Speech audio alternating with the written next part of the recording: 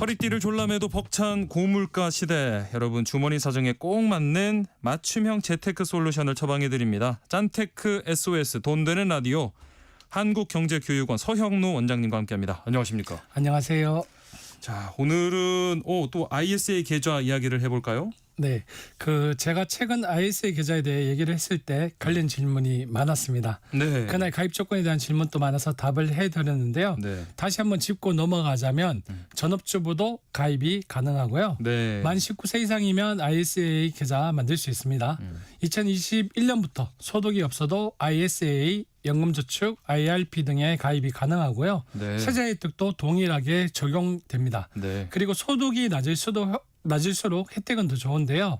총 급여가 5천만 원 이하면 서민형 ISA에 가입할 수 있는데요. 비과세 한도가 일반형보다 높은 400만 원. 까지고요. 네. 그래서 이 조건에 해당하면 서민형 ISA에 가입하는 게 좋겠죠. 네네. 그리고 지난 시간 이 ISA 통장을 만들어서 운영하고 계신 분들 질문도 많았었는데요. 네네. 오늘은 ISA 계좌를 어떻게 활용하는 것이 좋은지 중점적으로 얘기를 해보겠습니다. 네. 오늘 짠테크 SOS 돈 되는 라디오에서 이 만능 통장으로 불리는 ISA 계좌 어떻게 활용하는 게 제일 유리한지 살펴보겠습니다. 방송 들으시면서 궁금한 점 있으시다면 문자로 참여해 주십시오. 서형노 원장님께서 도움을 드리고요. 또 추첨을 통해서 모바일 커피 쿠폰도 보내드립니다. 참여하실 번호는 샵 9730번, 짧은 문자는 50원, 긴 문자는 100원의 정보 이용료가 있고요. 콩 게시판 또 KBS 라디오 유튜브 채널 통해서도 무료로 참여하실 수 있으니까요. 많은 참여 부탁드리겠습니다. 조금 전에도 말씀을 해주셨지만 이 ISA 계좌 전업주부도 만들 수 있다라고 하셨어요. 이렇게 만든 ISA 계좌 그러면 어떻게 활용하는 게 좋을까요? 기존에 투자 경험이 많은 분들이라면 이미 활용법을 잘 알고 계실 텐데 네. 어느 분 이런 많은 활용을 안 하셨던 분들은 ISA 계좌 좋다고 들어서 간받는 분들을 위해서 말씀을 드리면요. 네. 전업주부나 또 소득이 낮은 경우 생활비를 아껴서 투자를 시작하게 되는 거잖아요. 네. 그래서 처음에 무리해서 투자하는 것보다는 안정적인 예적금 상품을 50% 이상 가져가고 네. 나머지는 채권형 펀드 또는 주식형 펀드를 반반 나눠서 투자하는 게 괜찮다고 봅니다. 네. 그리고 이후 투자 경험이 쌓인 이후 조금 공격적인 투자도 해볼 수 있겠고요. 네. 그러니까 한 50% 정도는 예적금 상품, 그리고 25%씩 나눠서 채권형, 주식형 이렇게 나눠서 투자를 하시는 네, 방법. 맞습니다. 지난 시간에 이 IS 계좌가 세 가지 유형으로 나뉜다고 해주셨어요. 중개형, 일임형, 신탁형. 근데 만약에 처음에 이 신탁형 계좌로 개설을 했다가 중개형으로 이렇게 바꾸고 싶은 경우에 이럴 때는 어떻게 해야 되나요?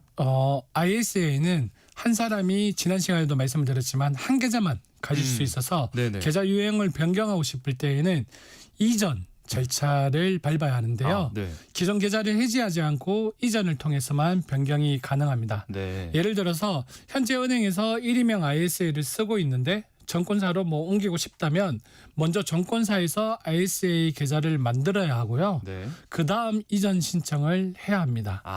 그리고 기존 ISA 계좌에 투자한 주식이나 네. 펀드가 있다면 이전 전에 모두 매도에 현금으로 바꿔야만 이전이 가능하고요. 네. 보통 신탁형이나 일임형으로 운영하다가 중개형 ISA 계좌로 내가 직접 주식에 투자하고 싶을 때 이전을 고려하는 분들이 많은데요. 네. ISA 계좌를 해지하고 새로 개설하면 비과세 혜택이 사라지니까요. 해지가 아닌 이전을 택하시길 추천드립니다. 그러니까 이전을 하고 싶을 때는 옮겨갈 집을 먼저 구해놓고 네. 다 현금으로 만들어 놓고 이전을 해야 된다는 네, 말씀이시군요. 정확한 표현입니다. 예. 이렇게 운영을 하다가 ISA 계좌가 만기가 됐을 때 이거를 연장을 할지 아니면은 해지하고 다시 가입을 할지 이런 고민하시는 분들도 많거든요. 어떻게 할까요? 보통은 만기 시 해지 후 재가입이 유리하다 이렇게 네. 알고 계시는데요. 네. ISA 납입 한도와 비과세 한도가 재가입할 때 전부 새로 만들어지기 때문인데요. 네. 근데 의무가입 기간이 3년이 지났다고 해서 무조건 해지하는 게 유효한 전략이냐 그건 또 아닙니다.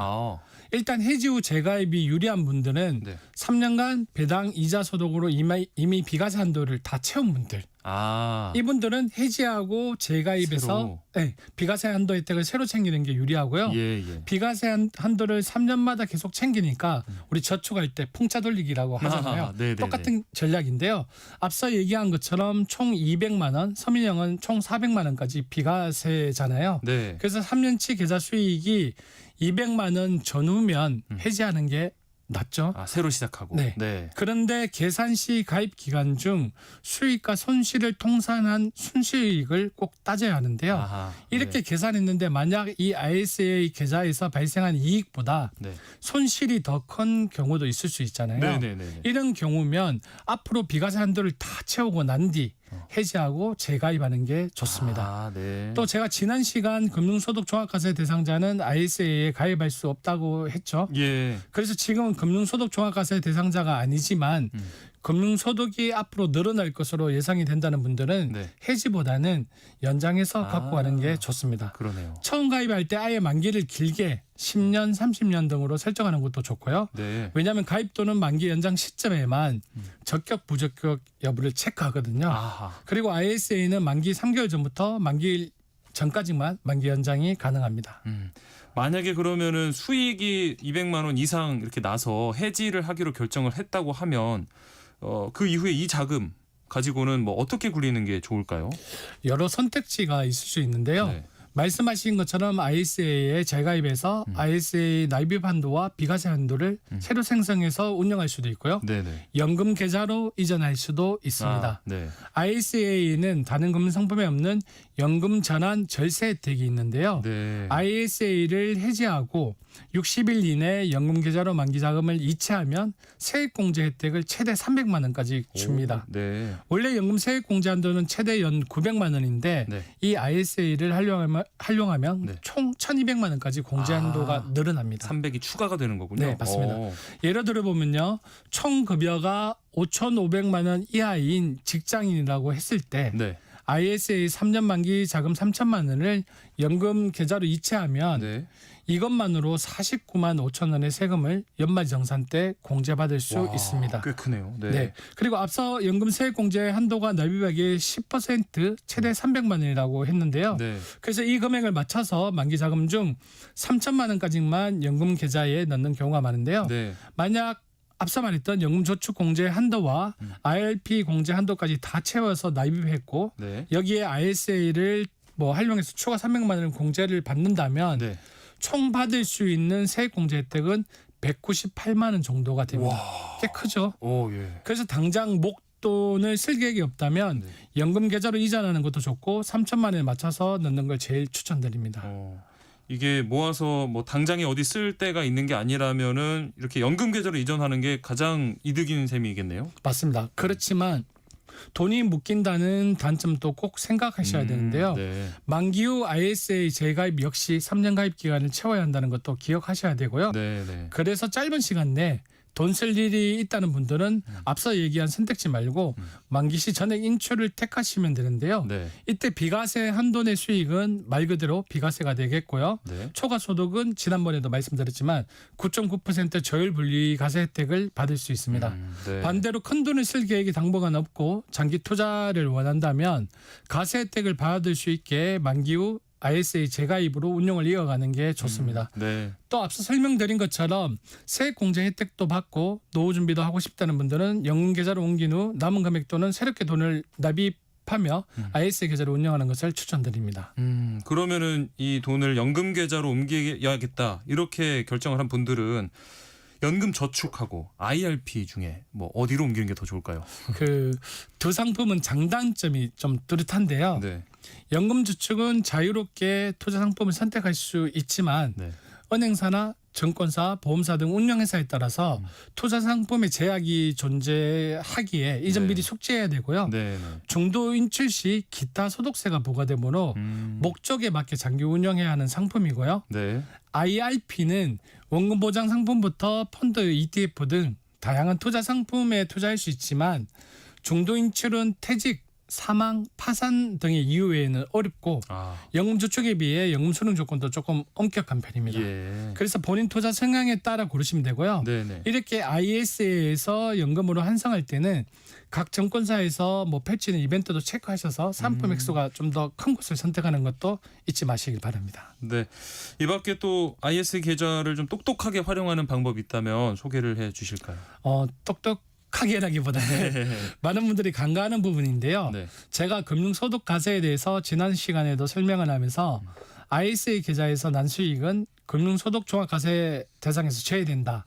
이렇게 네. 말씀을 드렸습니다. 예. 그런데 ISA 계좌를 갖고 있다는 이유만으로 다른 계좌에서 발생한 금융소득도 안전하다 이렇게 생각하는 분들도 종종 계시더라고요. 다른 계좌도. 네네. 그래서 ISA 계좌가 아닌 다른 은행 예금이나 펀드 이자 및 분배금, 주식 배당금 등 모든 금융소득은 종합과세 대상에 포함된다는 걸 다시 한번 말씀드리고요. 예. 그래서 ISA 외에 다른 곳에서 발생한 이자 소득과 배당 소득의 합이 연간 2천만 원을 초과하면 금융소득 종합과세 대상이 됩니다. 네. 그래서 기본적으로 세금을 많이 내야 하는 고배당 ETF나 우선주, 배당형 펀드 같이 배당 수익이 높은 자산은 ISA 계좌에서 투자하는 게 제일 좋습니다. 네. 그리고 그 외에서 발생하는 금융소득 현황도 정리해서 매번 체크해야 되고요.